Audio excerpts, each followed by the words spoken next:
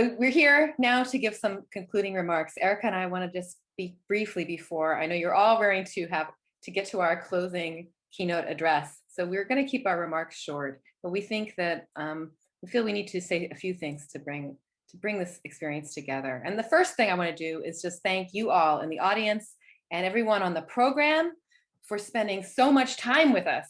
2 days on Zoom is a big ask, and we want to acknowledge the Zoom fatigue. I know I was feeling it yesterday. Oddly, I'm not feeling it as much today because I feel like the sessions have just really buoyed me up today, and the last session was so exciting.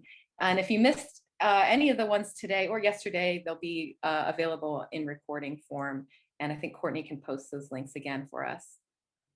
Still, acknowledging that it is a strange situation that we're here, I think, online for this conference in one sense. Here we are online because we're amid multiple linked global crises. There are many ironies, I think, to holding this conference online amid the still very much ongoing COVID pandemic. On one hand, there was an advantage. It probably allowed us to bring together a much broader array of scholars from around the world than we otherwise would have been able to for this conference. On the other hand, I can't say how disappointed I am to miss the deeper informal conversations that happen in-person academic conferences, which is really how connections are made deeply. And I know that's, I just have in my mind, I still envision the space we would have been in and what it would have been like if we were together in person. So I'm still kind of mourning that, to be honest. Likewise, on one hand, this new virtual normal has made it much easier for us to have a far lower carbon footprint and environmental impact than the average academic conference. We didn't really have to make consciously, Erica and I, the hard decisions about sustainability that Andrea Gaynor in her talk this morning asked us to make as a profession. We had those choices made for us in a lot of ways. But on the other hand, as public attention kind of lurches from crisis to crisis, I worry that our planet's comparatively incremental warming fades to the background sometimes, even as those crises, fires, floods, racism, are also intimately linked to those warming trends. So COVID's immediacy shows us, as actually way back a year ago with John Barry's talk at the beginning of this series suggested, that really massive change to daily life and what is politically feasible can happen very, very quickly, much more quickly than most of us assumed before. But as this crisis lingers on, and other crises linger on, it also suggests that attention spans of some, at least, are very short. So what does all this have to do with history, which is what brings us together here today, right? As historians, I think we are responsible for maintaining a longer term view. We're not the only ones with this responsibility. Many of the talks over the past 2 days have pointed to the long-term perspectives of, for example, Indigenous peoples, peoples of color, and the colonized.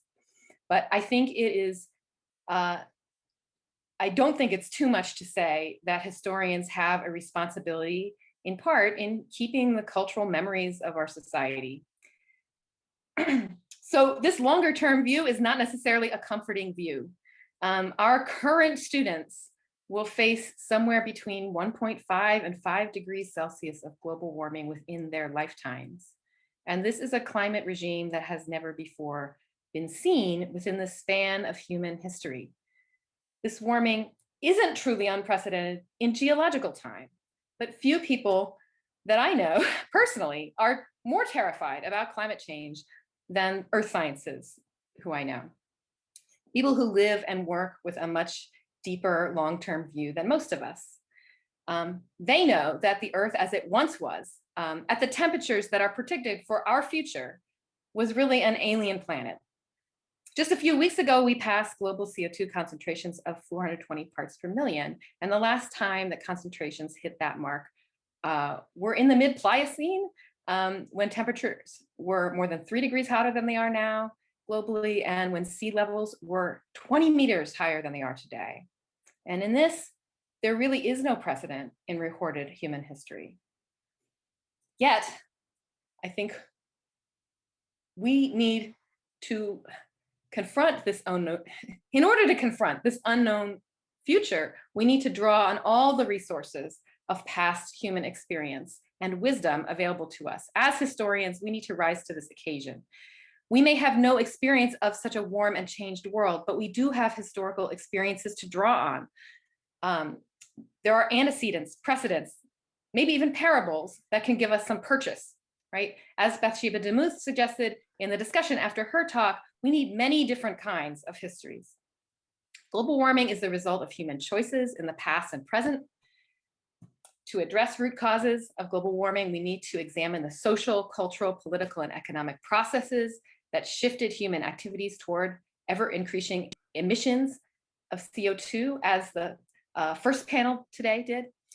To gain insight into our own vulnerability and resilience, we need to explore how past cultures responded to natural environmental changes and how those changes mediated the relations with one another. To inform how we act, we need to engage with the experiences, successes, and failures of all kinds of social movements. Today, the science is abundantly clear, but it isn't enough on its own. Our future depends on a deeper understanding of human history and a deeper understanding of ourselves. Thank you, Megan. Our panelists over the past few days have shown us that we can gain some of that deeper understanding, but in order to do so, we need to examine and question the role of the dominant narratives that circulate in our own fields, and potentially create new ones that help us explain the role that different communities have played in creating, fighting, studying, or evaluating climate change. We look forward to following that new work as it emerges in the fields of environmental history, environmental humanities, and in the sciences, and the new narratives that will emerge to help us all better understand climate events and take protective actions against climate change. Over the course of the past 2 days, our panelists have asked us to think about, among other things, colonialism, capitalism, democracy, the creation of scientific knowledge, as well as racism and vulnerability in their work. There are so many productive themes that emerged from the conference that I am leery of focusing on any single one in my comments. So on my concluding comments, so I'll just pick 3 to briefly highlight. First, I think that Andrea Gaynor's presentation and the work of everyone on the Going Public panel is really a call to action within the academy. We need to think seriously about our responsibility as professionals and how we can communicate with larger audiences. And David Morrig also sort of beseeched us to do this in his talk as well.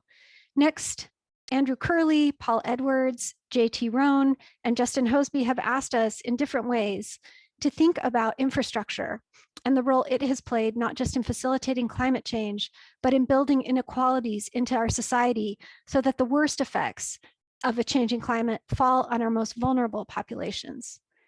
Infrastructure is something I've done a lot of work on and given a lot of thought to. And so I'll just add to the already amazing work that we heard that while conferences like this can seem to be disconnected from the realities of climate change, even though we're discussing climate change as the topic, the discussions we are having today allow us to see the role that a new social infrastructure, or not a new, that a social infrastructure like the Academy can play in critiquing old modes of interacting with the planet and imagine new ones through, at the very least, education and pedagogy and public-facing works. A final theme that has emerged and has real resonance in all the papers and presentations is that collaboration is key, not just to producing new scholarship, it is also key to fighting climate change. So we hope to continue with the wider collaboration with those who participated in today's conference and with the attendees in coming months. So you might hear from us if you've registered for this conference, and you will hear from us if you were a presenter. To continue with the theme of collaboration, I'd like to end by thanking all of those who made this conference possible. First, Megan Raby has been an amazingly thoughtful and organized collaborator, and it's been my thrill to work with her. And likewise, Erica, it's been a joy to work with you. Thank you. Courtney Meador has been her usual tireless self. And those of you who had the chance to interact with Courtney know what I'm talking about. We could not have done this without her. She's amazing. So virtual applause to Courtney. We also want to thank Miriam Bodian for her continued support and the IHS. To end, I want to thank our co-sponsors, the Department of History, Planet Texas 2050, the Center for European Studies, the Department of African and African Diaspora Studies, the Dolph Briscoe Center for American History, the Department of Geography and the Environment, the Humanities Institute, the History of Philosophy and Science Speaker Series, the Center for American Architecture and Design in the School of Architecture, Native American Indigenous Studies Program, Environmental Humanities at UT, and finally, the Jackson School for Geosciences. Thank you all. Okay, and perfect timing. Now, Courtney, can you please bring Dr. Naomi Oreskes up to join us?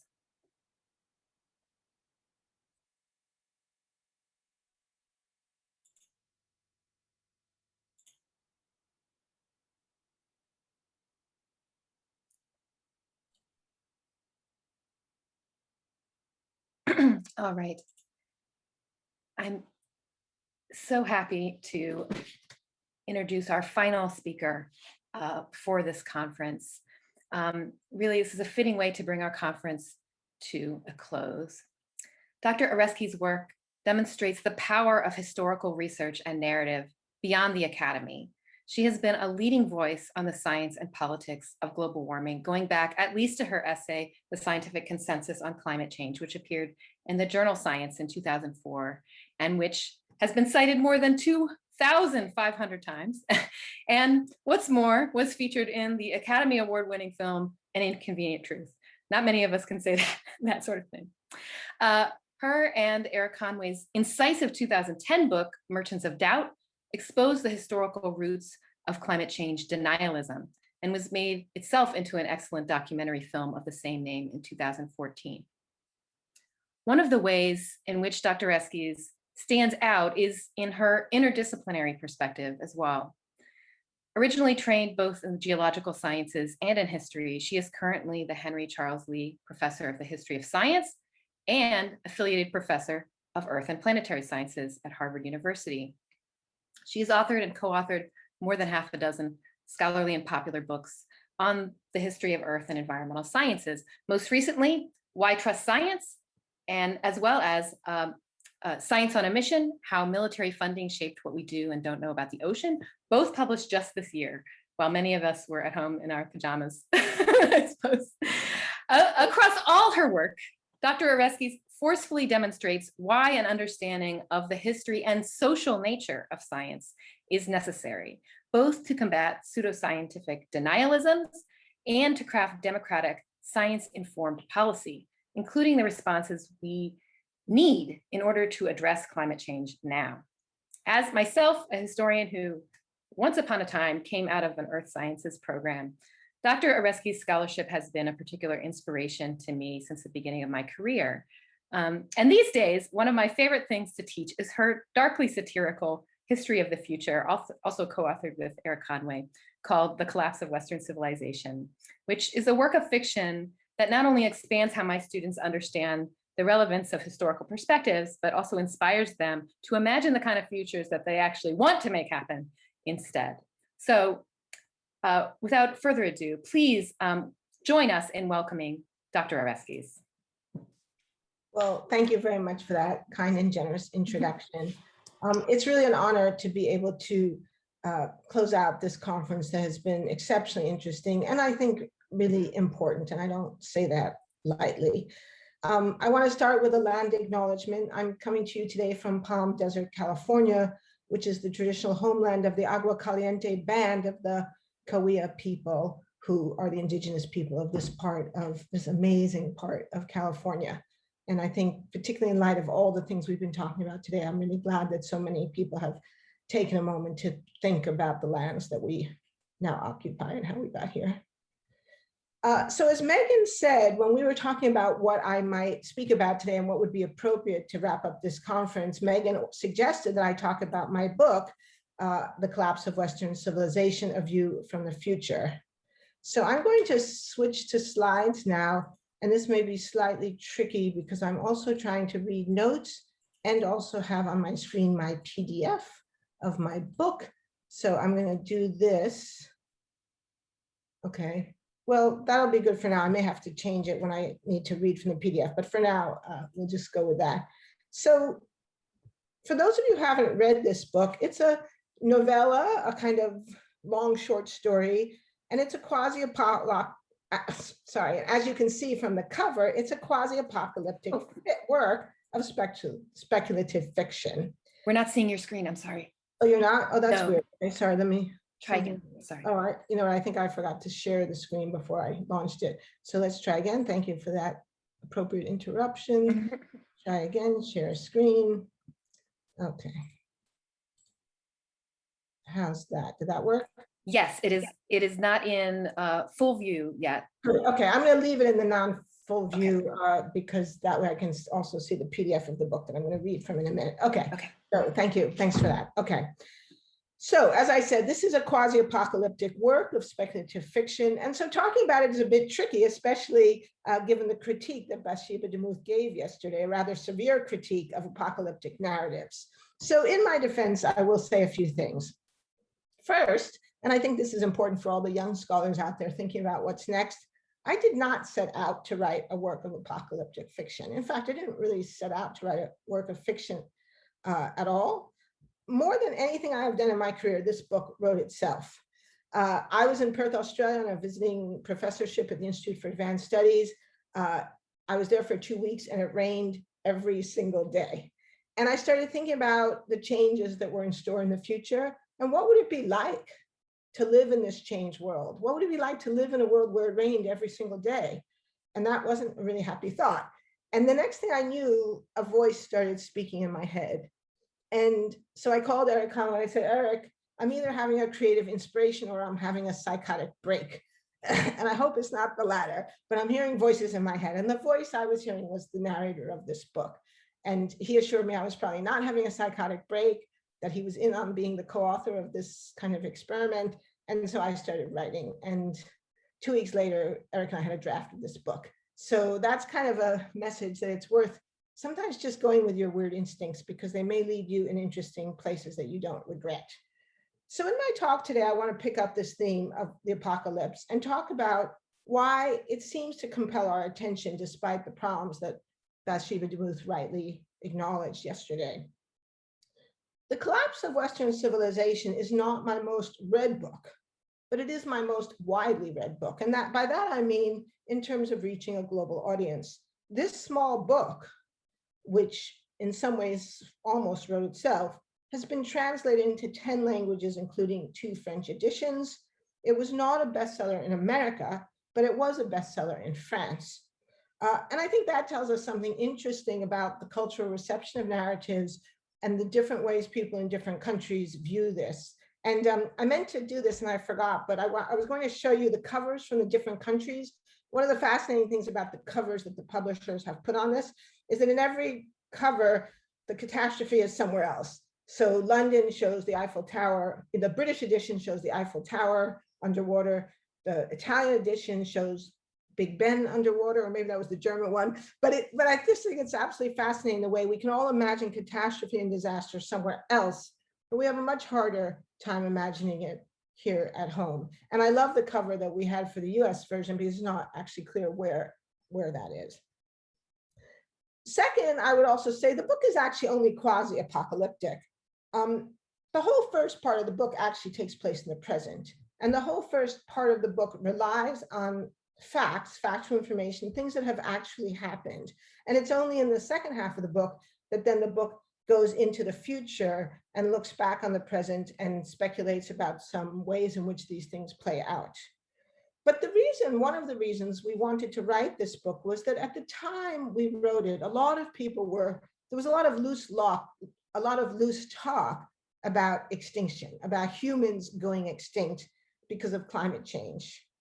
Now, I didn't think that was true. I didn't think it was true then. I didn't think it was true now. I think all the stories we've heard in the last 2 days about resilience, about the work of life, are reminders that people have had tremendous capacities to adapt. Yes, that's true, but not without a lot of pain and suffering and dislocation and hard work, often by women. What I did think was true was that climate change would drive very substantial disruptions in our political and social and cultural systems. And since scientists at the time, and still now to some extent, were mostly talking about physical disruption, that is, say, disruptions to the climate system, disruptions to ocean circulation, or to some extent, disruption to non-human biological systems like coral reefs and fisheries, I wanted to call attention to the potential disruption of our social, political, and cultural systems. And particularly, Eric and I wanted to call attention to the irony that the climate change deniers that we had written about in our previous book, Merchants of Doubt, saw themselves as defending free market capitalism, saw themselves as defending liberal democracy, but we believe that by delaying climate action, they were actually threatening liberal democracy and threatening market-based capitalism. And third, for whatever it's worth, the narrator of my book is a woman.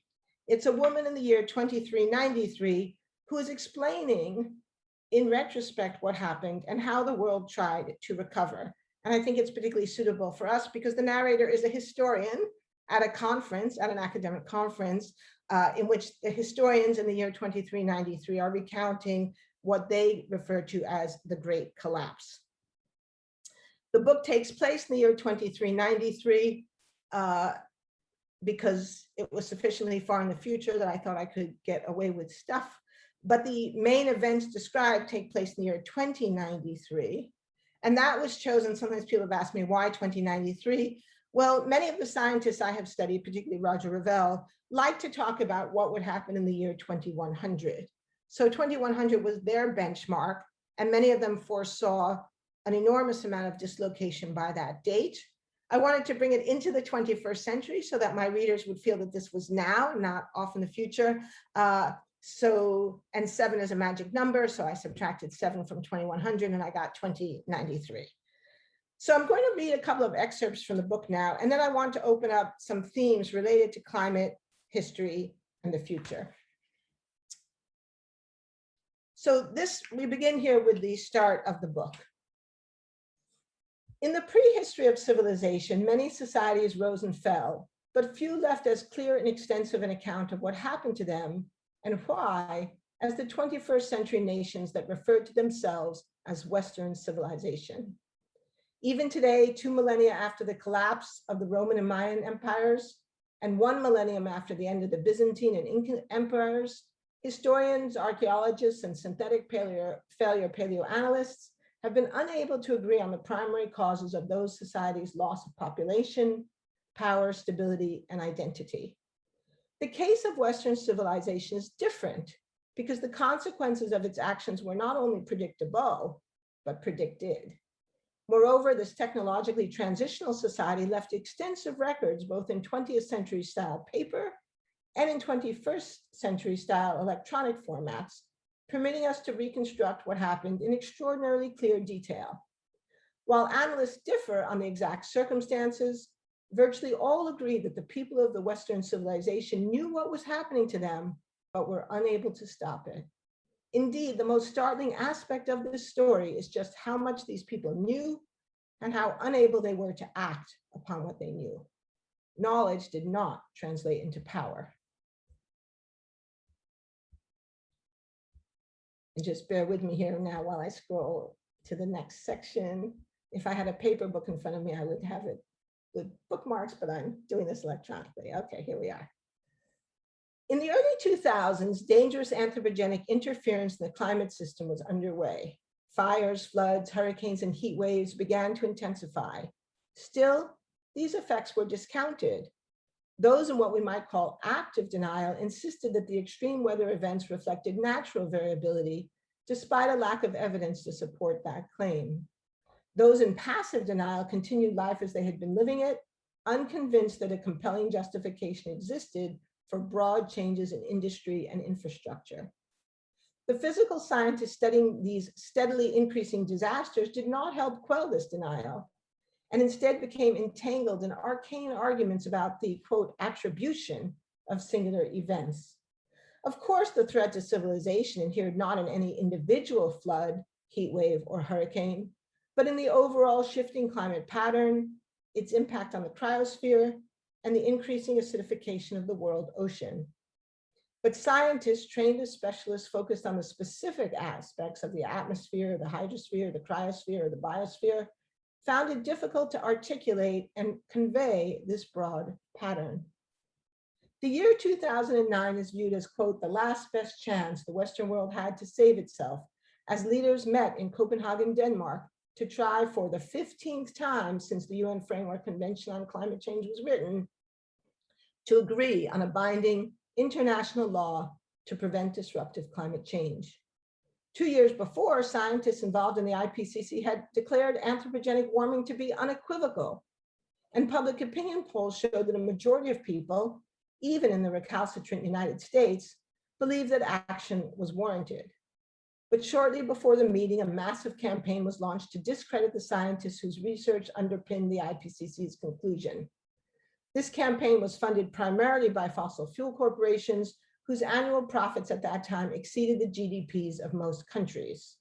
And then I have a parenthetical. At the time, most countries still used the archaic concept of a gross domestic product, a measure of consumption, rather than the Plutonian concept of the gross domestic happiness to evaluate well-being in a state.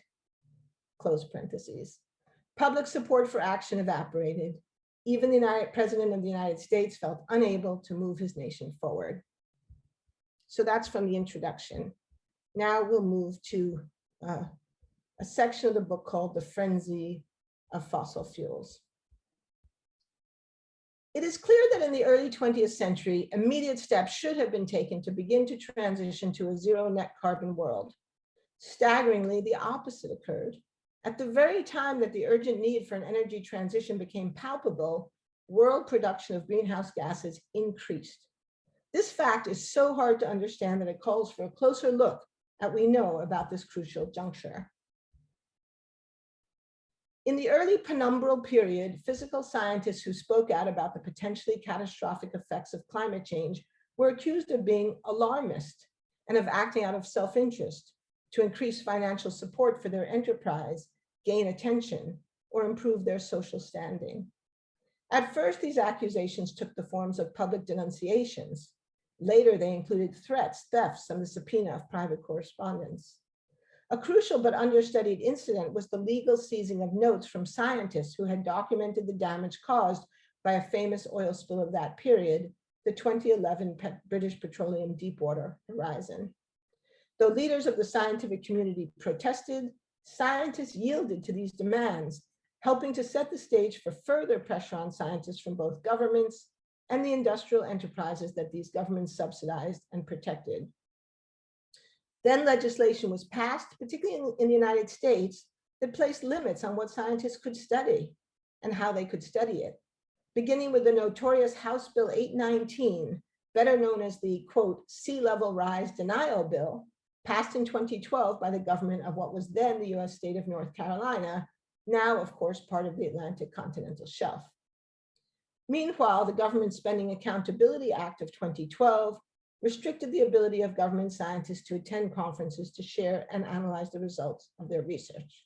And I might interrupt myself here to just point out this is all true. So I'm still in the part of the book where everything that I'm saying, that we're saying, has actually occurred, something that many of us either don't know or have forgotten. Back to the book. Though ridiculed when first introduced, the Sea Level Rise Denial Bill would become the model for the US National Stability Protection Act of 2025. So here you can see we're making the segue now into the future. This bill led to the conviction and imprisonment of more than 300 scientists for, quote, endangering the safety and well-being of the general public with unduly alarming threats. By exaggerating the threat, it was argued, scientists were preventing the economic development essential for coping with climate change. When the scientists appealed, their convictions were upheld by the US Supreme Court under the clear and present danger doctrine, which permitted the government to limit speech deemed to represent an imminent threat. Had scientists exaggerated the threat, inadvertently undermining the evidence that would later vindicate them? Certainly, narcissistic fulfillment played a role in the public positions that some scientists took. And in the early part of the penumbral period, funds flowed into climate research at the expense of other branches of science, not to mention other branches of intellectual and creative activity. Indeed, it is remarkable how little these extraordinarily wealthy nations spent to support artistic production. One explanation may be that artists were among the first to truly grasp the significance of the changes that were occurring. The most enduring literary work of this time is the celebrated science, quote, fiction trilogy by an American writer, Kim Stanley Robinson, 40 Signs of Rain, 50 Degrees Below, and 60 Days and Counting. Sculptor Dario Robleto also spoke to the issue, particularly species loss. His material productions have been lost, but responses to his work are recorded in contemporary accounts. Some environmentalists also anticipated what was to come, notably the Australians Clive Hamilton and Paul Gilding. Perhaps because Australia's population was highly educated and living on a continent on the edge of habitability, it was particularly sensitive to the changes underway. These alarmists, scientists and artists alike, were correct in their forecasts of an imminent shift in climate. In fact, by 2010 or so, it was clear that scientists had been underestimating the threat as new developments outpaced early predictions of warming, sea level rise, and Arctic ice loss, among other parameters. Okay, then I have a section about geoengineering, and I should have a disclaimer that this is fiction, except it's fact-based fiction. I'll talk a little bit more about that. And I want to read this geoengineering section because I want to, after I finish the reading, speak a little bit about what has actually happened with this project. So I just need to go again now to page 25.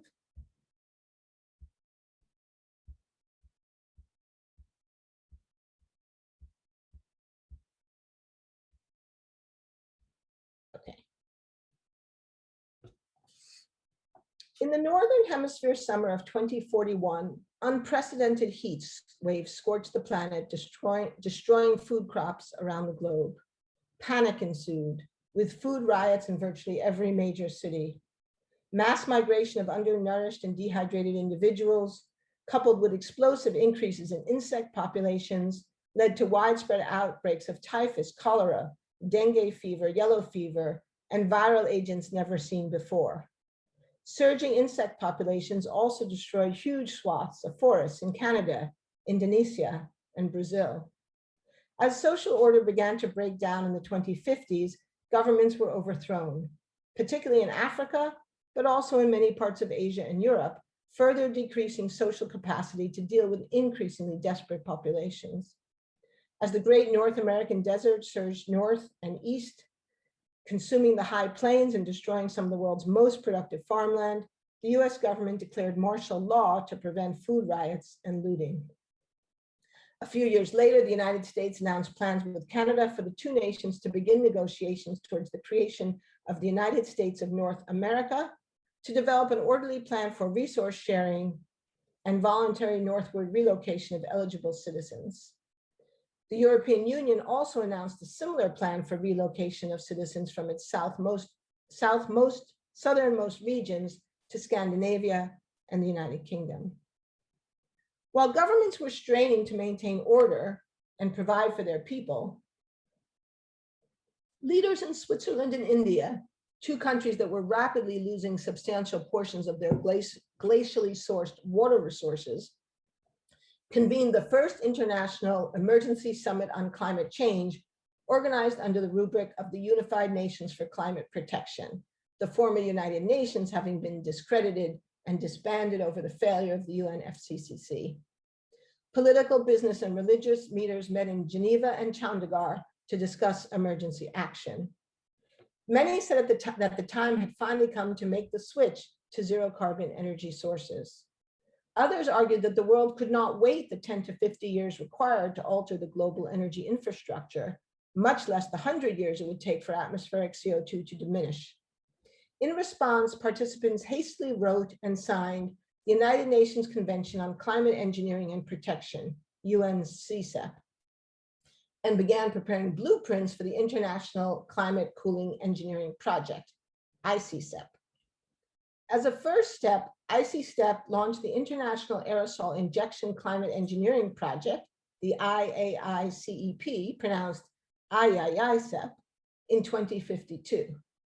Sometimes called the Crutzen Project after the scientists who first suggested the idea in 2006, projects like this engendered heated public opposition when first proposed in the early 21st century, but had widespread support by the mid-century, from wealthy nations anxious to preserve some semblance of order, from poor nations desperate to see the world do something to address their plight, and from frantic low-lying Pacific Island nations at risk of being submerged by rising sea levels.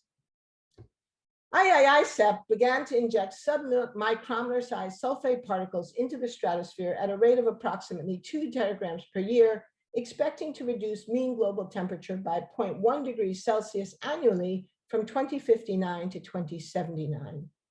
In the meantime, a substantial infrastructural conversion to renewable energy could have been achieved. Initial results were encouraging. During the first 3 years of implementation, temperature decreased as expected, and the phase out of fossil fuel production commenced. However, in the project's 4th year, an anticipated but discounted side effect occurred, the shutdown of the Indian monsoon. By decreasing incoming solar radiation, IAICEP also decreased evaporation over the Indian Ocean, and hence the negative impact on the monsoon. As crop failures and famines swept across India, one of IAICEP's most aggressive promoters now called for its immediate cessation. IAICEP was halted in 2063, but a fatal chain of events had already been set in motion. It began with termination shock, that is, the abrupt increase in global temperatures following the sudden cessation of the project. Once again, this phenomenon had been predicted, but IAICEP advocates had successfully argued that given the emergency conditions, the world had no choice but to take the risk. In the following 18 months, temperature rapidly rebounded, regaining not just the 0.4 degrees Celsius that had been reduced during the project, but an additional 0.6 degrees. This rebound effect pushed the mean global temperature increase to nearly 5 degrees Celsius. Okay, and then we go to the conclusion of the book, where we're now looking back from the year 2393. And for that, I have to go. Give me a moment. I know it is 5 o'clock on the East Coast, so those of you, actually it's nearly 6, those of you there should definitely be drinking your drinks by now, whatever those drinks might be. This is proof that modern technology is not always better than old-fashioned technology. It would take far less time to turn to the page in the book. Okay, here we go. So this comes from the final section of the book entitled Epilogue. As the devastating effects of the Great Collapse began to appear, the nation states with democratic governments, both parliamentary and republican, were at first unwilling and then unable to deal with the unfolding crisis. As food shortages and disease outbreaks spread and sea level rose, these governments found themselves without the infrastructure and organizational ability to quarantine and relocate people. In China, the situation was somewhat different. Like other post-communist nations, China had taken steps towards liberalization, but still retained a powerful centralized government. When sea level rise began to threaten coastal areas, China rapidly built new inland cities and villages and relocated more than 250 million people to higher, safer ground. The relocation was not easy. Many older citizens, as well as infants and young children, could not manage the transition. Nonetheless, survival rates exceeded 80%. To many survivors, and what might be viewed as a final irony of our story, China's ability to weather disastrous climate change vindicated the necessity of centralized government, leading to the establishment of the Second People's Republic of China, also sometimes referred to as neo-communist China, and inspiring similar structures in other reformulated nations. By blocking anticipatory action, neoliberals did more than expose the tragic flaws in their own system. They fostered expansion of the very forms of governance they most abhorred. Today, we remain engaged in a vigorous intellectual discussion of whether, now that the climate system has finally stabilized, decentralization and redemocratization may be considered. Many academics, in the spirit of history's great thinkers, hope that such matters may be freely debated. Others consider that outcome wishful in light of the dreadful events of the past and reject the reappraisal that we wish to invite here. Evidently, the penumbra falls even today and likely will continue to fall for years, decades, and perhaps even centuries to come.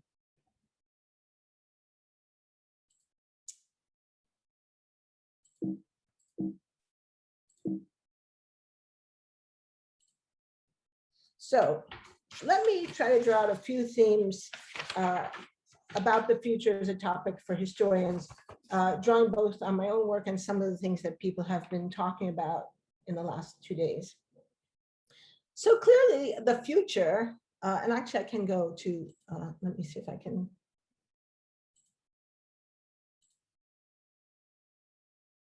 How's that? That's good. Okay, so now we can go to the full slide mode. So, oh, now it's starting all over again. Hold on a second. Okay, we're good. All right. So obviously the future is a tricky topic for historians for the obvious reason that we study its opposite, the past. And climate change is decidedly about the future. In fact, I think this is one reason why scientists have had so much trouble engaging people on the issue. Not the only reason, but I think it's one. For decades, scientists have spoken about the climate and climate change in the future tense, literally using future tense verbs. They have focused on model predictions on what will happen in the year 2100 or the year 2050, or now more urgently, the year 2030. And this, I think, has long given the impression that climate change was a problem for the future, even as it was actually unfolding in real time. So even as scientists were recognizing that impacts were occurring, the language, the syntax they used in their papers, their reports, and their public communications was always the syntax of future tense. But I also want to raise the question, is the past really the opposite of the future? And I think most of us here probably would recognize that the answer to that question is no. The inscription on the National Archives tells us that, quote, the past is prologue. And if this is true, then our main story is not actually the past. If the past is prologue, then the main event, the main story, is either the present or the future. And I think that as we write history, we understand this. I think all of us intuitively understand that the past, the present, and the future are all deeply intertwined, and that's why we write history. Because in our hearts, even if we may not admit it in public because it feels Whiggish, we believe that knowing how we got here, both literally and metaphorically, to this place, the place of the Agua Caliente people, and to this time when the world is changing in distressing and disturbing ways, knowing how we got here gives us potentially at least the power to change what our future theirs may be. Now, climate change is decidedly in many ways a story about the future, but it is also a story about the past and present. It's a story about our past. And of course, by our, I mean those of us who live in the industrialized, wealthy global north. It's a story of how we have interacted with the world around us, both the human and non-human world.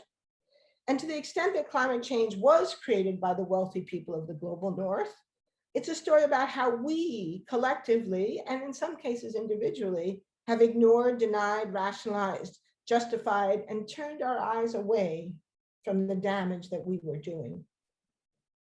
And so it's also a story about our present, how we are now coming to terms with this long legacy of damage, a legacy, as several people have emphasized over the past 2 days, that heavily overlaps with the traditional historical concerns about the history of imperialism, colonialism, industrialization, and capitalism.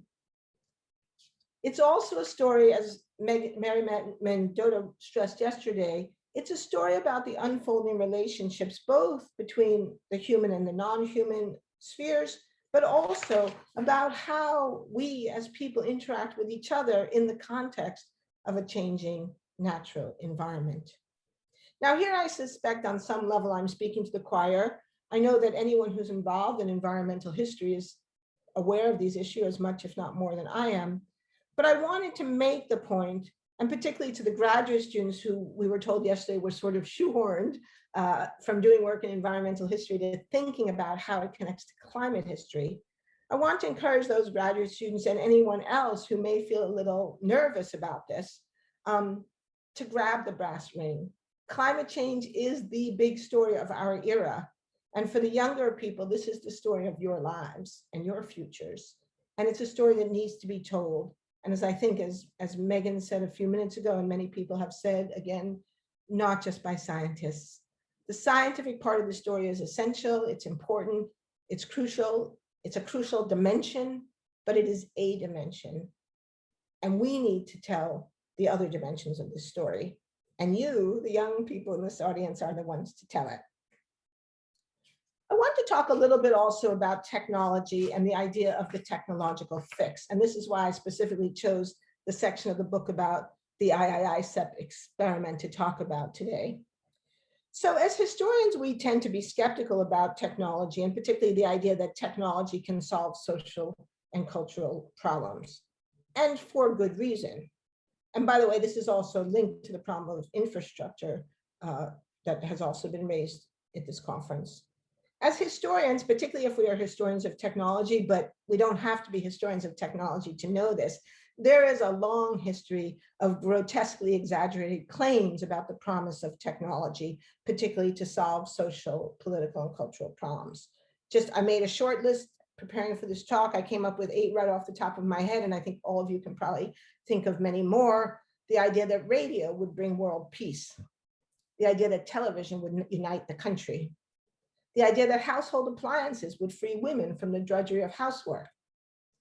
That the green revolution would eliminate hunger. That computers would free us for a life of leisure.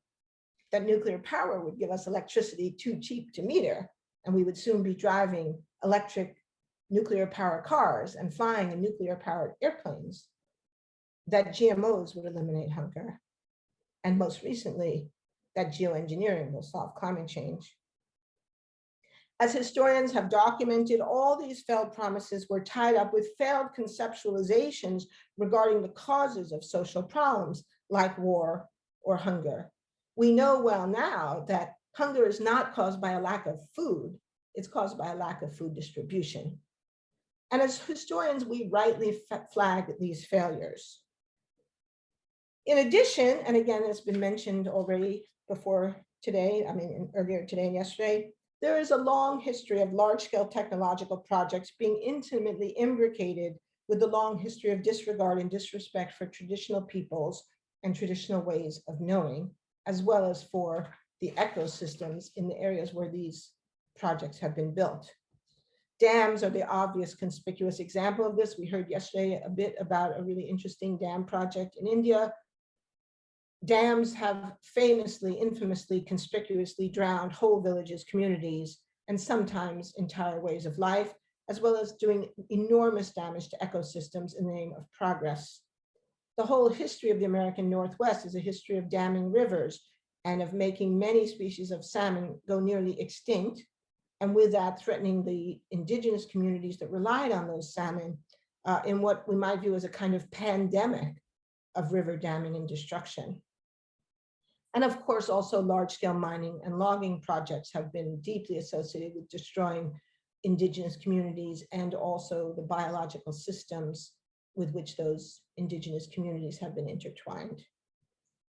The point here, of course, is that this kind of running roughshod over the environment and the people in it is not confined to the past. And so I wanted to spend a minute to talk about the real story of geoengineering, from which my fictional story was extrapolated. So my fictional story was based in part on a real project that is underway at Harvard University, my home institution, and being undertaken by some of my own colleagues. The project is known as the SCOPEX project, and I can't remember what that stands for, but some kind of engineering. And it's a project to decrease global warming by decreasing incoming solar radiation. It's a solar radiation management project. The scientists involved in this have received funding from Bill Gates, and they have proposed to do a prototype experiment of releasing, actually not even releasing the particles, just preparing to release the particles in the northern part of Sweden, in an area around the town of Kiruna in the far north of Sweden, which is mainly populated by indigenous Sami people. When they proposed to do this, the Sami people objected. And just about a week or two ago, this was written up in the Harvard Gazette. SEAS, that's the School of Engineering and Applied Science, researchers postponed test flight for controversial geoengineering project to block the sun. And when asked about it, the scientists involved said, well, we're happy to listen to these people. We're definitely willing to engage in a conversation. And this was quoted in the Harvard Gazette. And I just love this quotation because it sums up so many things. They said, this is one of the scientists speaking, the scientific advisory committee to this project will conduct a listening-based engagement activity in Sweden in order to help the committee understand Swedish and indigenous perspectives and make an informed and responsive recommendation. Well, I just love this, a listening-based engagement activity. So what I get there is, they're not actually going to listen, but they will engage in some kind of listening-based engagement activity. And then in order to understand Swedish and indigenous perspectives, but this is after they have already made plans to do this. And this, I think, is so typical of things we have seen so many times before, that scientists run ahead with a project that they think is great without taking the time ahead of time to think about what this looks from other perspectives. And if you need another example of this, so my new book, Science and Mission, the penultimate chapter is about exactly this problem here in the United States, where a group of scientists went ahead with a project to prove global warming by measuring the speed of sound in the oceans, which is a measure which indirectly measures temperature, without considering what biologists would think about it, without considering what the impacts on life in the ocean would be. And so it's a very complicated story that totally blew up in their faces and ended up being kind of a disaster for the scientists involved. The project was in fact stopped, and tens of millions of dollars were wasted on an ill-conceived project, in part because the people involved didn't stop, not just to engage in listening, but not even listening-based engagement activities. Okay, so what is the Sami objection to this? What is it? What did the Sami people have to say about this project? Well, Harvard scientist David Keith assumed that the issue was safety. That is to say that people on the ground worried that something about this experiment would hurt them. And he disputed that. He said, it's totally legitimate for them to say that. That's generous of him. But I think it's important to say that it's not consistent with what most climate scientists have said Keith, who also holds an appointment as a professor of public policy at the Kennedy School. 3 of the biggest US environmental groups, none of them agree with that. And he offered to meet with Sami representatives and possibly even to relocate the experiment. Well, I just want to flag a couple of things here. I mean, first of all, notice what he does. Yes, they can say what they want, but it's not what scientists say. So the scientists become the trump card here. If scientists say it's safe, then it must be safe.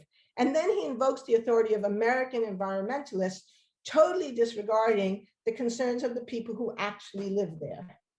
We've seen that before. But the interesting thing too is the Sami, not surprisingly, or maybe it is surprising, I don't know, it's an interesting point. The Sami declined to have that conversation with David Keith on 2 grounds. One was their historical experience of what conversations like that actually look like, and the other was their worldview. And here's what the Sami Council Vice President Asa Larsson Blind had to say about it. It's an experience that we share with many indigenous people around the world. The notion of dialogue and consultations may be misused. A dialogue would be seen as a negotiation, that if they made some adjustments, the test can go ahead and we would be fine with the testing. But this is not that kind of an issue.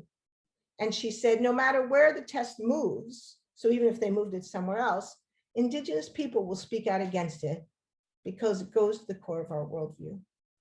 And I thought that was just beautifully put. And it reminded me of the debate that goes on about GMOs, about genetically modified organisms. One of the rhetorical strategies that Monsanto and other companies make is to try to make the issue of GMOs an issue of food safety. That is to say, are these safe to eat? And therefore, if the science says they are safe to eat, then there's no basis for complaint. But of course, anyone close to the issue, anyone who's listened to GMO activists, or for that matter, to the Pope, knows that the issue isn't just about whether these are safe to eat. It's also issues about political economy, about land use, about pesticide use, about impacts on ecosystems, about impacts on farming communities. And in the case of the Pope, it's about worldview. And if you haven't read it, the Papal Encyclical on Climate Change and Inequality is such an important document, in part because the Pope in it says he doesn't believe GMOs are a good solution because he doesn't think that's what we should be doing. It's about worldview. And it doesn't matter, you could have 1,000 studies, you could have 10,000 studies showing that GMO oranges are safe to eat. And it's just not the point. And that's something that scientists often miss. Okay, so to finish up then, but with all of this said, it is clear that one way or the other, technology will be a crucial part of the solutions that we need to solve this problem. And I think as historians of science, technology, and the environment, we're in a position to differentiate between different kinds of technology. There might be reasons why we would be perfectly happy to support solar panel initiatives or solar farms, but not be happy to support a geoengineering project to decrease solar radiation. So I think we have a crucial role to play in helping think through whose purposes technologies serve. And how can we get the kinds of flexible and responsive technologies that can serve the needs of diverse peoples around the globe? And here again, in my notes, I say, note the Papal Encyclical is really eloquent on this point. And when I read the encyclical, I didn't know it was going to have a really subtle and interesting discussion of GMOs. So I really recommend that to you if you haven't already read it. It's our job to place technology in context in a way that, as the geoengineering example shows, scientists often fail to do. And so I want to conclude now by just returning to the theme of hope, action, and the challenges of engaged scholarship. And I so enjoyed the last panel to see all the really great and amazing and interesting and different ways that people are finding to practice engaged scholarship on many different levels. So at the start of this conference, Professor Raby noted that climate change is a challenge that will not be solved by scientific facts alone. I think the events of this past year underscore that point and make it clear that no major social challenge is ever solved by scientific facts alone. People have not refused to wear masks because they didn't understand how masks worked.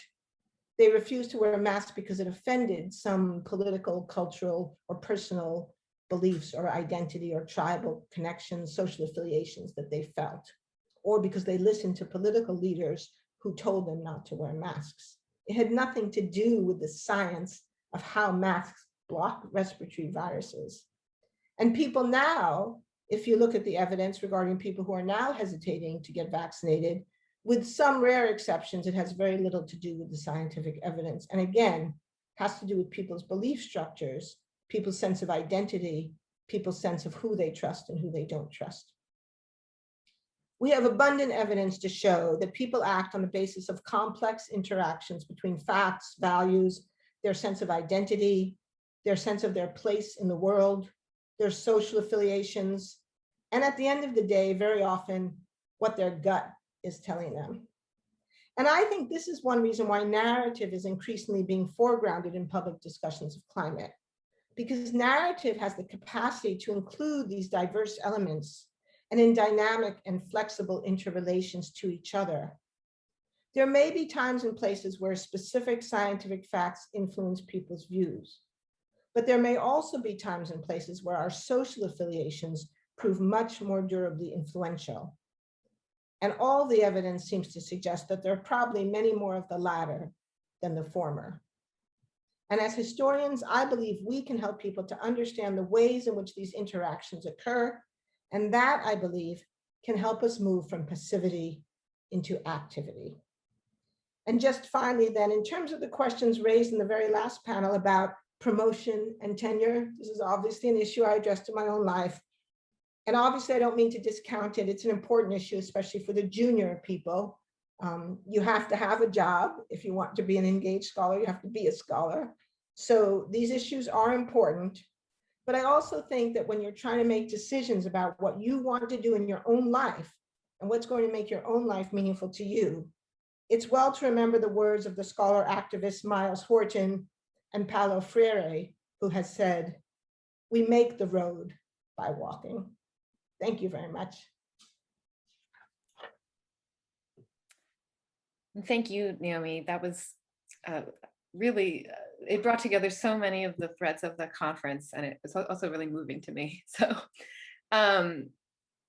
we're going to move into some question and answer. And as we've been doing throughout the whole conference, the Q&A box is open. You can type your questions in there, but we would really love for people to ask questions verbally. And so to do that, either type your question and say, I'll ask it verbally, and we have the technology to do it. And or else you can just click that raise your hand button and we can allow you to speak. Eric and I might take a little bit of our prerogative as as the moderators, Co-hosts. as co-host to ask you a few questions to start with. Maybe just going back to the book that you started us off with. I'm wondering in what ways do you see us moving away from the narrative trajectory of this book or following in its footsteps? Would you write any of it differently if you kind of rewrote the book today or updated it, considering, you make the transition from the real past to this fictional future, and that transition point, of course, moves along. And I have the experience of teaching the book after for a few years, line up frighteningly well for a little while, but given some unexpected developments, and I'm thinking not just of COVID, but also of really the massive growth of the youth climate movement, for example. So a variety of different things that have happened recently. I wonder if you could just speak to that. Yeah, well, hard to revisit an old work. Yeah, the risk of writing anything the good thing about the past is dead, and the people are dead. And, we may change our interpretations. Another colleague may come along with a new book and they found some new documents, and then you can have a nice conversation about how much the new documents do or don't really change the big picture. When you write about the future, especially the near future, and then it's going to happen, you're taking a big risk. So, and we did originally have an idea to write a companion volume where we would write a kind of positive vision of how we avoided collapse. And honestly, we gave up because it was a too quickly changing target. And we felt like anything we wrote would very quickly become obsolete. So I think obviously, especially with, the events of this week and some of the big announcements that have been made, there's grounds for optimism that we will not go down the path described in this book. And of course, that's the intent. The purpose of a book like this is that you don't want it to come true, right? You want it to not come true. Would I do anything differently? There's one thing that I regret that we didn't do, which was have a chapter on the ocean. And it's kind of a strange omission because I was actually working on this other book on the oceans in the background the whole time. Well, the whole time I've been doing everything for the last 20 years, but that's a different story. I think maybe because I'm too close to the ocean, I just couldn't or wouldn't or didn't put it into this book. But in hindsight, I think it would have been really good to have had a chapter about the oceans, about ocean acidification, about the collapse of ocean ecosystems, fisheries, and the way we have fished the ocean to death, despite warning after warning after warning from scientists, from indigenous people, from non-indigenous fisher people. I mean, there's so much information and data about the oceans. And in Science on a Mission, I do talk about this. And I talk about this as one of the big agnotological consequences of the way science was constructed in America in the Cold War, that we neglected big questions about the ocean as an ecosystem that were in front of our face, and that even many scientists were saying, this is urgent, this is important, we need to look at this, and we didn't. So that's the big thing that I feel is missing from this book. But now that Science on a Mission is out, I can say, well, you could read the chapter in Science on a Mission. Yeah. I have a question about narrative, Naomi, because there's a kind of interesting tension in the talk that you just gave, where you sort of end with the Sami who are trying to get the scientists to understand their worldview, and the scientists who are trying to get people to understand the importance of masks, as an example. So there's a way in which communication kind of goes two ways. So the scientists have a hard time listening to the Sami have a different conceptualization of the worldview. How can narrative help? Because in both cases, people have kind of fixed narratives Mm. about their belief systems that are ingrained in their identity. Because it's something David Morrig actually talked about this morning too, which is, communication and narrative and the power of it. But sometimes I wonder how we move past these different things. Yeah, that's a good question. And I'm sorry I wasn't able to make this morning session. I had another commitment I couldn't get out of. It's a good question. And I'm probably not a good person to answer in the sense that there are people who study narrative, literature, communication, who probably know more about this than I do.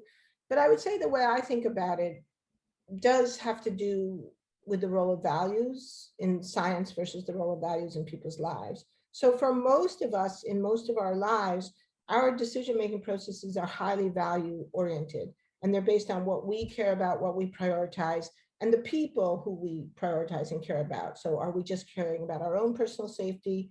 Are we caring about the safety of our family, our neighborhood, our church group, the United States of America, the world at large? And different people cut those categories of concern in different ways, and the actions we take are highly contingent on that and on all kinds of value assessments in which we prioritize what means more to us, what means less, what risks we're prepared to take, and why.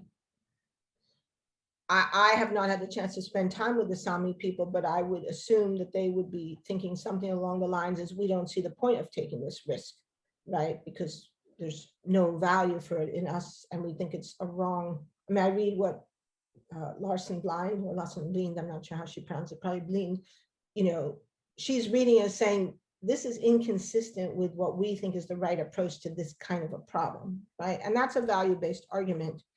Scientists, on the other hand, mostly, I mean, again, this is starting to change, but as most of us know, the traditional model of science in the Western world, North America and the United States, has been that science should be value-free, that values don't have an appropriate role to play. Obviously, I don't believe that. I'm doing some other work with Lisa Lloyd where we're challenging that model, and other good people have done good work in this area as well. But so it's kind of a clash in the sense that you have one set of ways of looking at problems that are highly value, I don't want to say laden because that's pejorative, value imbricated, and a different way of thinking that says no, values have no appropriate place. So if you could get scientists to recognize, so one of the benefits of narrative is that you can work values into narratives, right? And in narrative and fiction, whether it's fictional or even non-fictional, values aren't sort of a priority excluded. If you can get scientists to begin to recognize that values have an appropriate place in decision-making and to begin to think that they're not a form of contamination, then maybe there's a possibility of some kind of common ground. And I have another talk that I've given like 3 times this week, which is about values in science and why people reject mass, why people reject climate change, why people reject evolutionary theory. And it always keeps coming down to value questions, right? And what we can do when we acknowledge that is to recognize that the value questions are not necessarily illegitimate. So we could disagree with the conclusions people have come to. We could say that we believe they should be wearing masks, but we could still acknowledge that there could be some concern there that's not illegitimate. And the same, I mean, evolution is the clearest case because we have the best data on it, right? So one of the things we know about evolution is that lots of scientists wrongly think that people reject evolutionary theory because they make a literal reading of the Old Testament. That's actually not supported by the evidence. What the evidence does support is that people who reject evolutionary theory or who are uncomfortable with it are uncomfortable because they feel that it excludes God from their lives. And they want to preserve a place for God in our lives. Well, I don't know what you think about that, but I think that's okay, right? And I think that any scientist who says that, well, put it this way, science does not disprove the existence of God. And any scientist who claims it does is wrong, right? Science does not or should not take a position on the existence of God because it's not a scientific question. So once you recognize what the value consideration is, then it seems it is possible to tell a different story about evolutionary theory and to say, oh yeah, right, evolutionary theory doesn't tell us whether there's God or not. So you could believe in God. You could even believe in an intercessionary God. You can believe in a God that is deeply involved in your life on a day-to-day basis and still believe in evolutionary theory. And that's a move that very few scientists have made, I think, in part because they don't actually understand the character of the objection. Thank you. We have a question from the audience. Should we go next to Dr. Chris Sellers, who is one of our IHS fellows this year? Chris, you should now be able to ask your question. Let's see, can you hear me? Yes. Yes. Okay, cool. Yeah, thanks for this great talk. And I want to say you've made quite a road by walking yourself. Thank you. I like that nice, that's really nice, that last quote. But as you were speaking about sort of the future projecting decades ahead, it occurred to me that I hadn't really heard much, if anything, about this other narrative that's kind of lingering out there in academia these days. And that is about growing economic inequality but within nations, within the, the global north as well as the global south. If you look at somebody like Piketty's work, it's nearly as tidal and as inexorable as climate change. It's going to skew wealth distribution way on out into the, through the century even. So I saw some, I did look back and saw a couple of allusions to that maybe in your book, but it was not really foregrounded. I wonder how you would interweave this trend in with your narrative there, this narrative. And Sure. Yeah. then if it affects that, if it would affect that narrative in some way, if you highlighted that a bit more. Thanks for that question. That's a really important one. So actually in The Collapse of Western Civilization, there is a section about neoliberalism and market fundamentalism. And I didn't read it today because I wanted to get at the technology thing, because that was something that had come up in several of the talks. And also because there was this outrageous thing last week about the Scopex project, and it just seemed to illustrate perfectly the point I wanted to make. But we do talk about that. And this is what links The Collapse of Western Civilization to our earlier work in Merchants of Doubt. So the central argument of Merchants of Doubt, well, let me back up. The central question that Eric and I had when we began that book, and remember, we began that book in 2005. A lot has changed in the last 15 years. The question we wanted to answer was, why in the world would famous, smart scientists, successful scientists reject the work of their own colleagues? Because the people we focused on in that book were all scientists, they were all physicists, they were all famous, they were all successful, they were all brilliant. One of them was a former president of the National Academy of Sciences. One of them was the former head of the institution I worked at, the Scripps Institution of Oceanography, who had built and hired the climate scientists in that institution. So this was a weird thing, that these people would seemingly betray their own colleagues to become climate change deniers. And so that was the question, was why? Why did they do that? And the answer we discovered from their own papers, from their own correspondence and documents and writing, was market fundamentalism, a belief coming out of the Cold War of the evils of communism, the urgency of containing communism, and the idea that regulation, particularly environmental regulation, was a kind of backdoor to communism in the United States. And therefore, they took on a market fundamentalist attitude, basically coming out of the Cold War, the argument that they and others built in right-wing think tanks in this country, that if the government becomes engaged in the marketplace by trying to control the market, whether it's through a price on carbon or a regulation of methane or whatever it is, that this is a kind of first step on a slippery slope to socialism, and that therefore all the gains, everything we fought for in the Cold War, would be lost. And I believe that these people believe that authentically. I think it's also been used cynically by others, but I think these people we studied did. And of course, one of the ironies of this, and this is what we do try to then bring out in the Collapse book, is that we argue that by blocking action, they actually increased the chances that the very thing they dreaded most, the sort of heavy-handed government intervention, would become necessary, because we would miss the opportunity to make smaller adjustments on the way. And I actually think that is kind of what's happened. And now we see, President Biden proposing this massive, expensive infrastructure thing, and it's not clear exactly how we're going to do it, but we do need a big action, a big ask now, because we've taken so long to get there. So that was really the point of Merchants of Doubt. And that is in The Collapse of Western Civilization, just not in the sections I read to you today.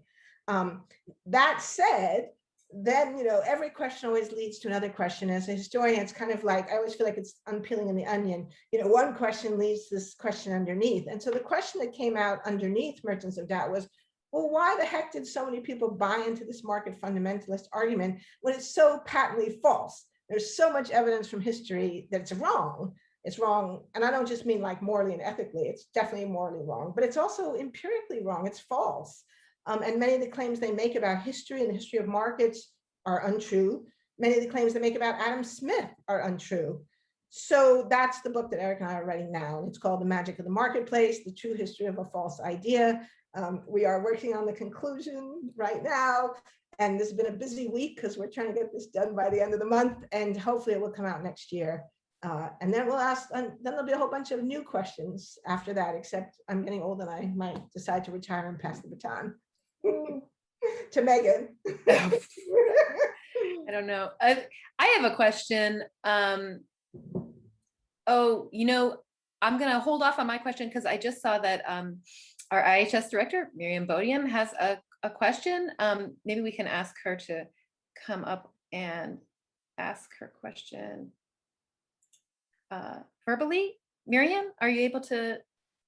Can you hear me? Yes, we can. I just want to say, before I say anything else, that I have learned tremendously from this today conference. Too bad it couldn't be more. My question, Dr. Rutsky, is this. There seems to be a problem of language that elites find it very difficult to communicate with a broader public. And I'm interested in knowing if you have any idea of who has read your book, of what kinds of people have read your book.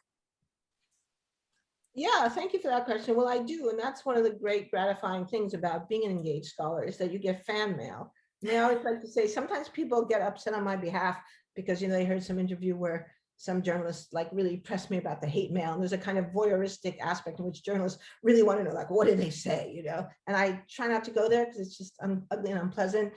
For every hate mail letter I get 10 love letters. And they're unbelievably great. And they're from people all across the country. And I had an unbelievable letter just a few months ago from a woman in Oregon whose house had burned down, who went to the library and picked up my book and read it and told me how much it had helped her. And I'm thinking your house has burnt down and you're reading Merchants of Doubt, So there's, I don't have any statistically significant data, but I have the letters I get from people. I would say a lot of school teachers have found my work very helpful. It's helped them to figure out how to frame climate change in the classroom. And it complements work that the National Center for Science Education does with teachers. I'm on the board of that group. I get a lot of letters from women for whom it is important and meaningful to them that there are women's voices being heard on this issue because most of the climate scientists they see on television are men. I sometimes get honest, what I would call the honest skeptic, the person who says, well, I want to believe you, but, and then, I try to get a sense of what the problem is before I answer. So it's a wide range, but Merchants of Doubt has sold over 100,000 copies. The movie has been seen, we know for sure, by more than 1 million people and probably more because it's now out in the community in DVD form. And so we have no way of knowing. A lot of community groups use it. A lot of environmental groups use it to help people frame how to respond to certain forms of climate change denial that they experience in their own community or in their own families. What else? I don't know. I've been invited to speak in 48 of the 50 states, still waiting to be invited to Alabama and Mississippi. And I make a point of trying to go talk where I feel I'm needed. So if I get an invitation from Oklahoma, Nebraska, North Dakota, that always takes priority over any seminar, in Cambridge or Princeton or anything like that. A few years ago, I made a pledge to go to no Ivy League school until I'd been to the 50 states. So that means I can't go to Princeton again until I get to Mississippi, So, this is a strange thing about being a writer. And it's part of the reason I love the cover of The Collapse of Western Civilization, because I feel like the artist who made that cover so got the book, right? And you don't always feel that way We didn't give them the idea of the message in the bottle, but when I saw that cover, I was like, yes, that is exactly what this is. I mean, in a way, all scholarly work, probably all artistic work, in a way is a message in a bottle. You send out your message and you hope that people receive it, but you can't control what happens once it goes out. You can just do the best you can. But I have to say that my experience in this space has been incredibly gratifying. And I know for a fact that my work is read by many, many people who are not scholars, not academics, and for whom it has been important. Well, I'll just say that, for whom it has been important. Exactly how it's been important, that I can't say, but I know that they've told me that it's been important for them. Can I just add to that popularizing is so important for this particular topic. And we've talked about how the Academy rewards or doesn't reward certain kinds of activity. And I wonder if you could say something about this as well, that trying to communicate, to popularize, ordinarily popular books are not rewarded by the Academy, but this seems like something that is absolutely crucial. Yeah, well, I guess I don't think of it as popularizing, and I don't use that word. I think of it as writing and talking, that as scholars, we know things, we learn things, and it's our job to learn and to try to figure out things that are complicated and that take time to figure out. I mean, Eric and I spent 5 years working on Merchants of Doubt, so that's 10 people years, and we've spent a similar amount on the new book that we're about to come out with. And Science on a Mission, I mean, I was working on that book for 17 years. Now, not full time, a lot of other things happen in the meanwhile, but if I were to try to add up, the linear time, at least 5, 6, 7 years went into the work of that book. So as scholars, we have a luxury that almost nobody else has, right? Which is to do that kind of deep, serious engagement with hard questions. But once we've done that, the way I feel about it is that that's kind of the first half of the job. And then the second half of the job is communicating that. And traditionally as academics, we've thought of the job in terms of communicating to other experts in our field. And very early on in my career, I didn't think that was sufficient. And in a weird way, I think I've been lucky, because I started out in history of science at a time, well, it's still a small field, but I always think of history of science as kind of a boutique field. We're a very, very small field. We don't even exist in most universities. If we're lucky, there's a historian of science in the history department. Maybe there's a historian of technology, maybe, which is kind of crazy when you think about how important technology has been in history, but that's a different question. So I started out very early on in this field where I had to make a case for why anybody should even hire me. And then it got worse, because at the time, history of science was almost all history of physics and a little bit of biology, having mostly to do with Charles Darwin. There were in the entire planet about 7 people who worked on the history of the earth sciences. And I remember sitting down with Peter Gallison way back when we were both children, and I was just lucky to meet him at Stanford when he was there and I was there. And, I kind of said, well, why isn't anybody doing work in history of earth sciences? And he said, yeah, it's a good question. I don't know. And I said, because earth science is so important. And this was in the 80s when the ozone hole was the big thing. And I said, we have these big issues. There's the ozone hole, and there's acid rain, and it looks like climate change is going to become a big issue. Shouldn't people be interested in these things? And he, of course, being Peter Gallison, said, of course they should. So you need to make them be interested in this, right? And I had to figure out a way to make the case that this was something not just worth studying, but worth funding and worth hiring a person to do that. And so from the very beginning, I never had the luxury of being able to assume that other people would understand why I was doing the work I did. And I think in later years, when I worked in history department with many great, wonderful colleagues who I loved, but people who worked on the history of Civil War didn't have that burden. They didn't have to explain why they worked in the history of Civil War. I always had to explain what I was doing. And I think in hindsight, that was a giant gift, because I never took it for granted that there was an audience. I always understood that I had to create my audience. And so somehow in that process of creating my audience, somewhere along the line, I began to understand that that audience wasn't just going to be other historians. And initially I thought of it as being historians and scientists.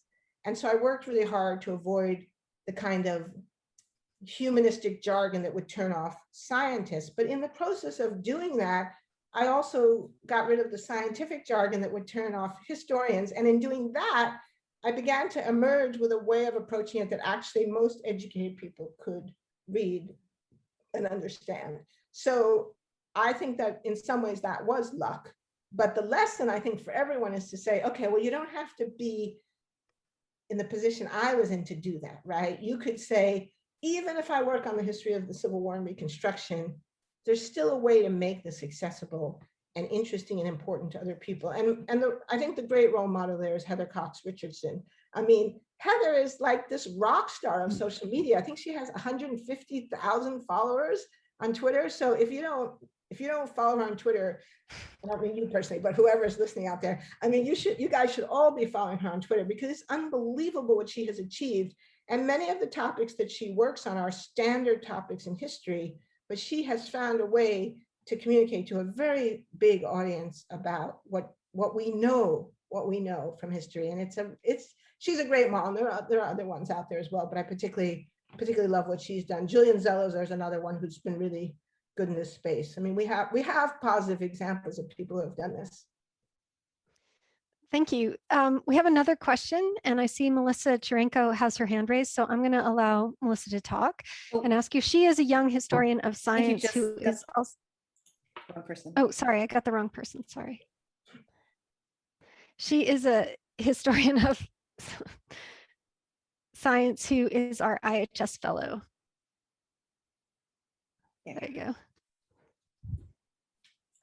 Melissa, I think you're. Yeah, sorry, you also need to unmute. Got it. Naomi, I wanted to ask you a little bit about the future historian figure who is central to the book, because in some ways that person looks familiar to me as a historian, right? She's sort of acting alone, she's accounting for the past. And I wondered, given some of your interests in sort of activism and some of the talks we've heard today, if you would reimagine that historian, or does it really need to be written by this sort of singular female historian accounting for what happened in the past?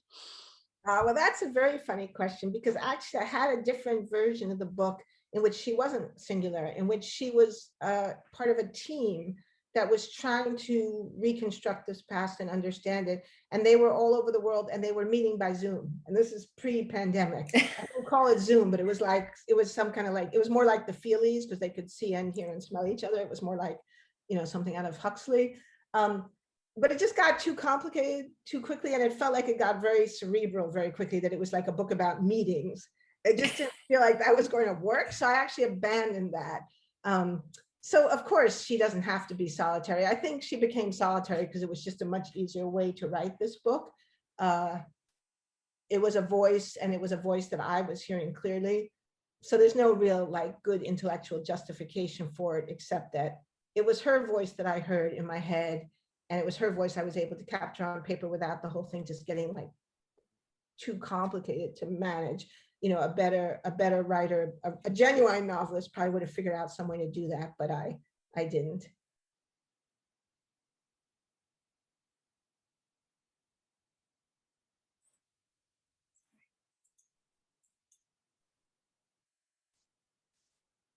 Erica, do you have a question, or I can ask another? I have a No, you pile can of- go. You go ahead. I Okay. asked the last. Yeah, go ahead. I asked the We don't last want to one. hold you on too long, though. Maybe we have time for a couple more questions if possible. All right. And so you're someone who's done a lot of, obviously, public, as we were just talking about, but also a lot of interdisciplinary communication and collaborative work. And this is a theme that came up over and over again in the conference, both because a lot of other people in this conference do that kind of work too.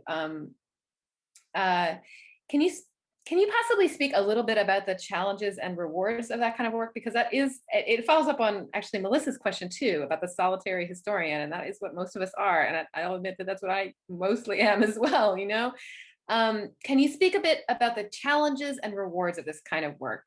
And maybe taking off on what you spoke about, how to get deeper beyond listening-based activities or the misuse of dialogue listening. Or based having a engagement conversation. activity. Yeah. Right, yeah.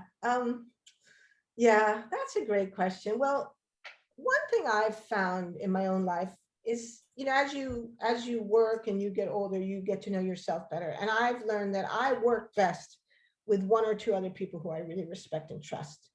I don't actually work well in big groups because they do, in my opinion, often degrade into listening-based engagement activities, right? And so I actually generally avoid the opportunity to be involved in big collaborations.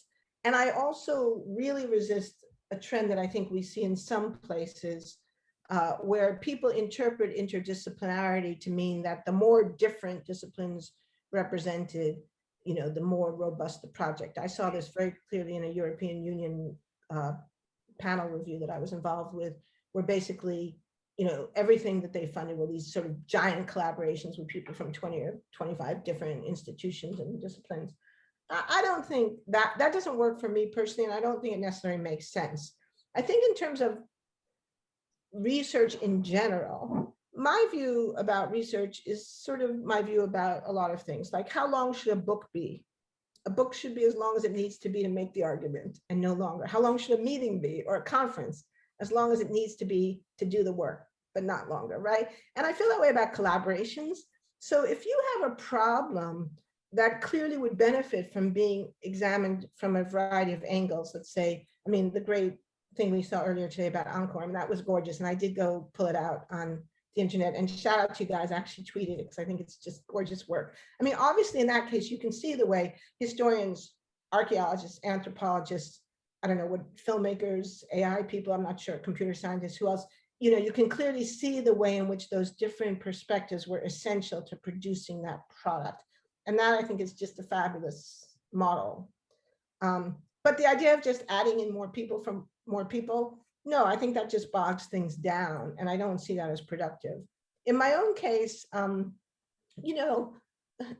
the famous line from Pasteur. He says, "Luck favors the prepared mind." I feel like I've been lucky, but I think I've also been open to luck. So I met Eric Conway completely by chance. We were at a very obscure intellectual academic meeting, the International Commission on the History of Meteorology. So this is something that probably none of you have heard of. Well, I've forgotten. I'm sorry, it's getting late. I have COVID fatigue. Is it Jesse who worked on snow? Yeah, Yes. Jesse. Yes, Jesse that's Redmond. him. Jesse might be interested in this group, but probably nobody else. But it's a pretty small group. History of meteorology is a pretty specialized field. Well, wait a second, David, who wanted to know about the meteorological instruments, you should join us. But anyway, a pretty obscure academic meeting. I think there were maybe 150 people.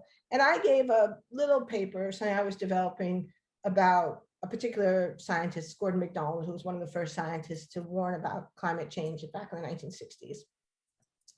And afterwards at the bar over a beer, I meant just somehow it came up in conversation that I was being attacked by climate change deniers. And I just sort of mentioned something about kind of the character of the attack. And Eric Conway was there, and he was working on a book on the history of atmospheric science. And in doing that work, he had come across documentary materials about people who had attacked the scientists who had worked on the ozone hole. And he had just set the materials aside, and this gets to how we define, what is the question we're trying to answer. He was writing a book on the history of atmospheric science, and it was a commissioned history for NASA. He's a NASA historian, and NASA wanted a history of NASA-based science. So when he came across all this stuff about the political attacks, he just set it aside and said, well, that's the politics, it's not the science. But when I started talking about what was happening to me, he recognized that the same people who were attacking me had attacked Sherry Rowland, who later won the Nobel Prize for his work on the ozone hole. And when he told me this, I was like, wait, did you just use my name in the same sentence as Sherry Rowland, And he goes, yeah, when I get home, I'll send you. I have a whole stack of stuff. So I get home in this manila folder, and it was like a game of Mad Libs. You could take out ozone and put in climate change. You could take out Rowland and put in Oreskes or Santer or Mike Mann. It was mind-boggling. And I called him up and I said, this is stunning. I said, do you have any bandwidth to kind of, I think I said something like, if it's okay with you, do you mind if I dig a little more at this? So I did. And pretty soon we made the connection to the tobacco industry. And so I called him and I said, I think there's a book in this. Now, in hindsight, I think that was massively reckless. Right? I didn't even know this guy. We'd never Yeah. worked together. It meant setting aside what was supposed to be my full professor book. People Oh, talk wow. about becoming a full professor, but it just felt too important not to do. And so we plunged in, like really in the deep end, whole hog. And Eric had a full-time job at NASA. He worked on this nights and weekends, bought a separate laptop and a separate phone so that nobody could accuse him of misuse of federal funds. And we took, in hindsight, what was a big risk to do this. But at the time, it didn't feel like a risk. At the time, it just felt like the obvious thing, like there was this road ahead of us that needed to be walked on. And so I think, I would say the lesson of my life is when opportunities present themselves, to be open to them, particularly if they seem like they could be significant. And so it wasn't about deciding to have a collaboration with a historian who did X, Y, and Z. It was, no, this thing fell in our laps and we realized it was significant and we just did it. And in hindsight, that was a little crazy, but it worked out. But also just one other thing too, like in terms of risk, I mean, what was really the risk there? Well, the risk was I would have been an associate professor for the rest of my life. Okay, that wouldn't have been the greatest thing on earth, but it's not like the kind of risk that people facing COVID are taking. So, I mean, I think it's important as academics for us to also keep in perspective that what we sometimes talk about as doing risky things are actually really pretty safe compared to, what many people in the world confront on a daily basis. I think that is a great place to stop. That your point about taking opportunities and taking advantage of I know we have a wide audience, but many of us are historians and or academics and taking advantage of our positions here, and